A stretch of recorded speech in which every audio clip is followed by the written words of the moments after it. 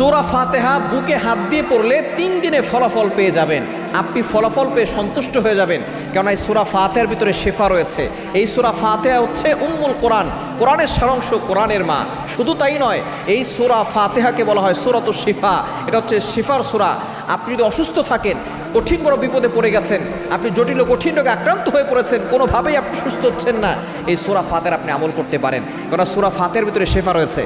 হযরত আবু সাঈদ খুদরি রাদিয়াল্লাহু তাআলা আনহু একবার তাকে কমান্ডার বানিয়ে নবীজি সাল্লাল্লাহু আলাইহি সাল্লাম যুদ্ধের ময়দানে পাঠালেন। তারা যখন যুদ্ধ থেকে ফিরবে এমন সময় তারা সবাই ক্ষুধার্ত হয়ে পড়লেন। এক এলাকায় গিয়ে তারা খাদ্য চাইল, কেউ তাদেরকে খাদ্য দিতে চাইল না, খাবার দিতে চাইল না। তারা যখন সেখান থেকে চলে আসতে লাগলো, ওই এলাকার সর্দারকে সাপে দংশন করলো। তখন তারা কেউ চিকিৎসা দিতে পারলো না। একজন বলল যে কাফেলার লোকজন কিছুক্ষণ আগে এসেছিল, তাদের কাছে হয়তো কোনো চিকিৎসক থাকতে পারে। তখন আবু সাঈদ খুদরি রাদিয়াল্লাহু তাআলা আনহুর কাছে যাওয়া হলো।